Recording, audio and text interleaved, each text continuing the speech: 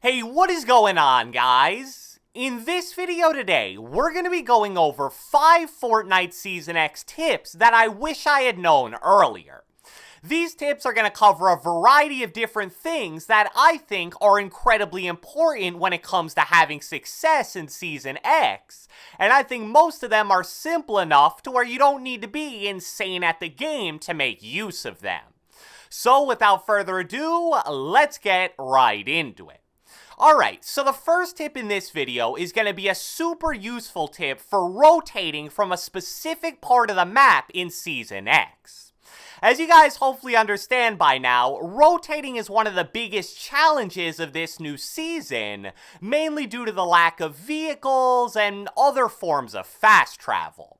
I've probably died of the storm more times in the first 3 weeks of Season X than I did in the nearly 3 full months of Season 9.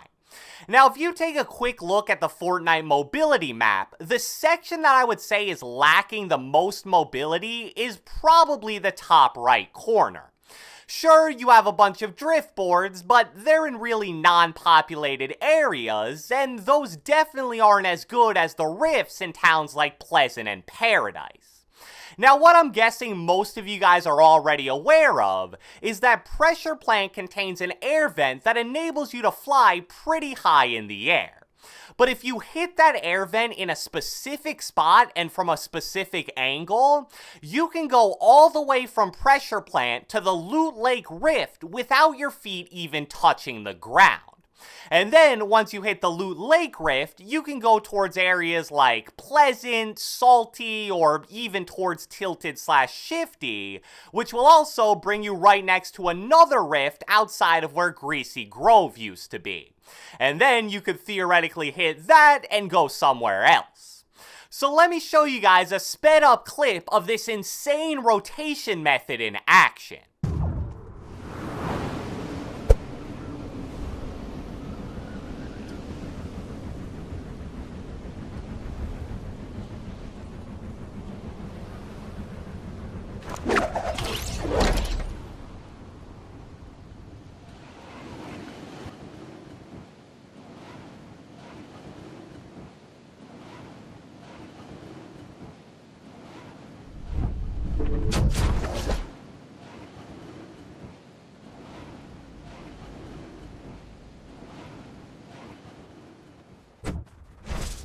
So as you saw there, you can basically rotate from the top right corner of the map to basically the bottom left corner of the map in about a minute flat, while flying the entire time, which is so incredibly valuable in this season.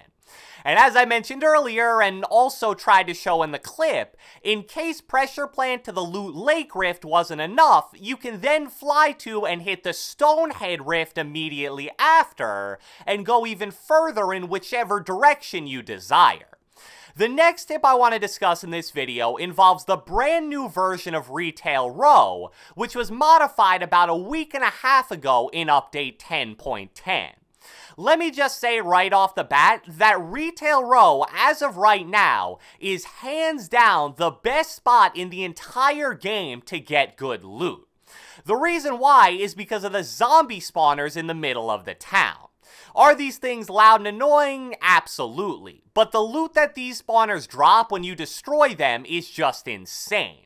If you guys paid attention to the competitive trios tournament that occurred last weekend, Benji, Mongrel, and Mitro absolutely dominated the EU region, largely because they landed Retail Row and left the town with the most stacked inventories you could ever imagine in every single game they played. Since these spawners have a lot of health, if you just shoot at them, it'll take a decent amount of time and ammo, and you also run the risk of being snuck up on because it's so loud when you're shooting them. So in terms of the actual tip here, we're going to be going over 2 interesting and somewhat situational ways to destroy these spawners much faster and safer than normal. The first is the use of a brute to destroy the zombie spawners. If you gain access to a brute anywhere near Retail Row, that is the first place you should go every single time. You can destroy these spawners in 2 bursts of rockets, which takes about 10 to 15 seconds, and as a bonus, for some reason while using the brute, zombies don't run towards you, so you can just totally ignore them. And after you've taken about a minute or so to destroy a few of these spawners, you can basically make your inventory whatever you want.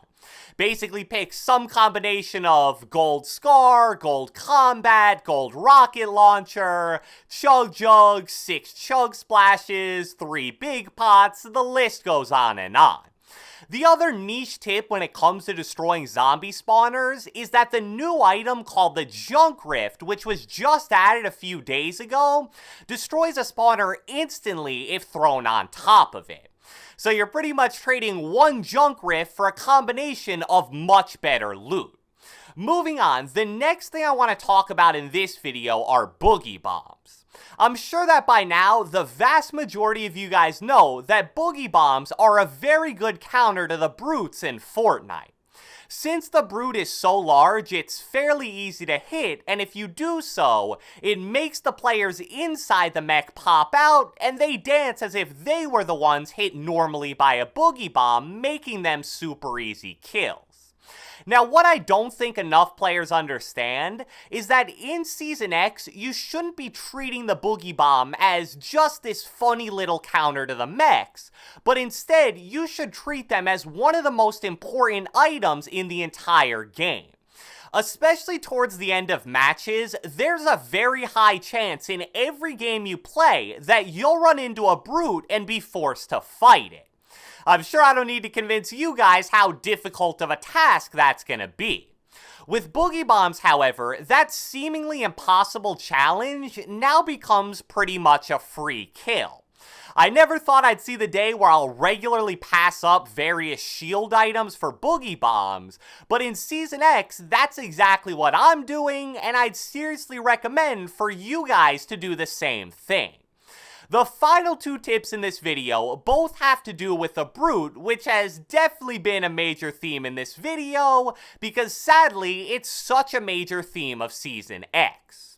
The first thing I want to cover is the fastest way to move around in the brute, because a decent amount of players are doing it incorrectly. So when you're driving a brute, the fastest method of travel is obviously to jump around. But there's a very specific way you want to do that to jump as fast and as far as possible. What a lot of players will do is hold down their jump button for about a second, and then when the brute goes into the air, they'll press the boost button to go forward. This is definitely better than just walking around normally, but as you can see in the background clip, you don't actually go super far. So here's what you should be doing instead. First, whenever you hold down the jump button, you also want to be holding your movement stick forwards.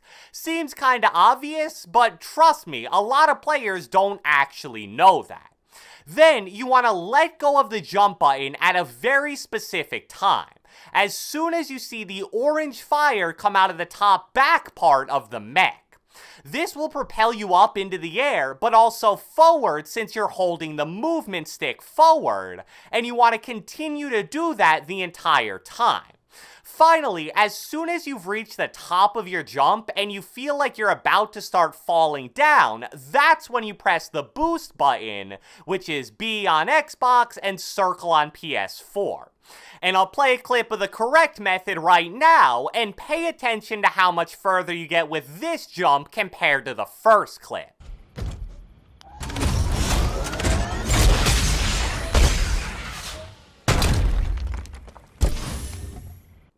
The final tip in this video is definitely the most simple, and also probably the most situational one.